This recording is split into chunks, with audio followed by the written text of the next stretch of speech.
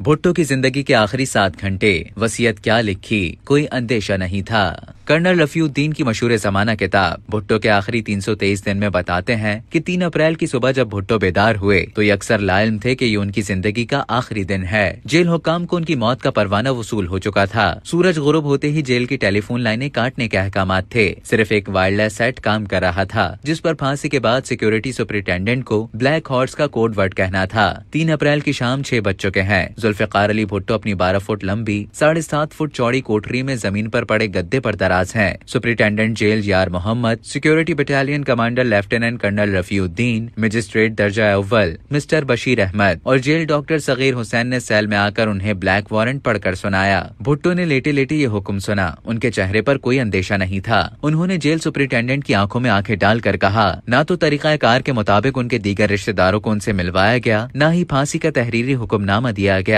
और न ही उन्हें कानून के मुताबिक 24 घंटे पहले मिजाज और मुस्तनद हुक्म के जरिए इत्तला दी गई। उन्होंने दांतों की तकलीफ के बायस अपने मौलिज डॉक्टर नियाजी से मिलने की भी ख्वाहिश जाहिर की। शायद भुट्टो साहब अब भी इस कार्रवाई को ढोंग समझ रहे थे, मगर कर्नल रफी से अकेले में होने वाली गुफ्तगू के बाद उन्हें इदराक हुआ कि सूरत हाल बदल चुकी है। उन्होंने कर्नल रफी को मुखातिब किया, रफी ये ड्रामा खेला जा रहा है। जवाब में अफसर ने कहा कि आखिरी हुक्म मिल चुका है, आपको फांसी दी जा रही है। उन्होंने पूछा किस वक्त, कब? कर्नल रफी ने 7 उंगलियां उठाई। जनाब 7 घंटे बाद। वक्त कतरा कतरा करके गुजर रहा था। भुट्टो ने अपने मुशक्कती अब्दुर्रहमान से कहा कि उनकी दाढ़ी बढ़ चुकी है, शेव का बंदोबस्त किया जाए। भुट्टो ने 7:05 पर शेव की। इस दौरान वो अपने साथ बरती जाने वाली नाइंसाफियों और नारवा सलूक का शिकवा करते रहे। उन्होंने ये भी कहा कि उन्हें फांसी पर चढ़ाने के बाद उनके खिलाफ वादा माफ गवाह बनने वालों को छोड़ दिया जाए और ये कि उनकी घड़ी वार्ड के बाहर खड़े संतरी को दे दी जाए। 8:15 पर उन्होंने वसीयत लिखनी शुरू की, मगर उनका जहन मुंतशिर था।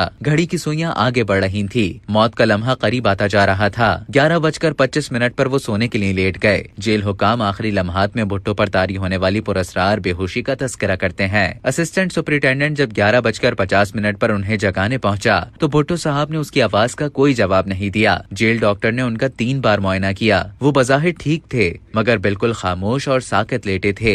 1:10 पर आखिर भुट्टो खुद गद्दे से उठे। वक्त हो चुका था। गर्म पानी मौजूद था, मगर उन्होंने नहाने से इनकार कर दिया। वो रात तारीख थी। जेल में बारिश हुई थी और आसमान पर गहरे बादल थे। इंतजामिया ने स्ट्रेचर और पेट्रोमैक्स का बंदोबस्त किया हुआ था। जेल हुक्काम भुट्टो के सेल तक गए। मजिस्ट्रेट ने उनकी वसीयत के बारे में पूछा, मगर ख्यालात मुंतशिर होने के बायस वो कुछ नहीं लिख सके थे। मजिस्ट्रेट और उनके दरमियान गुफ्तगू जारी थी कि जेल सुपरिटेंडेंट के हुक्म पर 4 आदमी अंदर दाखिल हुए। वो एक दिलसोज मंजर था। भुट्टो पर नकाहत तारी थी।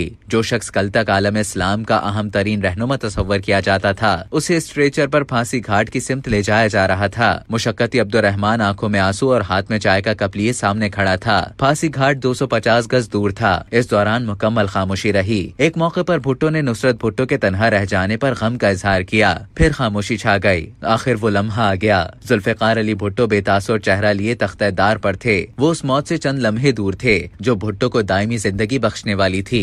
जान तो जाने वाली थी, मगर शान सलामत रहनी थी। हथकड़ी खोलकर भुट्टो के हाथ पीछे बांध दिए गए। तारा मसीह ने चेहरे पर स्याह मास्क चढ़ा दिया। भुट्टो ने कहा, फिनिश इट। 2:04 पर जल्लाद ने लीवर दबाया। भुट्टो एक झटके से फांसी के कुएं में गिरे। उनका जिस्म कुछ देर धीरे धीरे हिलता रहा और फिर साकित हो गया। फांसी घाट में बहुत देर तक खामोशी रही, गहरी और उदास खामोशी। भुट्टो की लाश उतारे जाने के बाद कर्नल रफी ने SMLA से वायरलेस सेट पर राब्ता किया और ब्लैक हॉर्स कहा।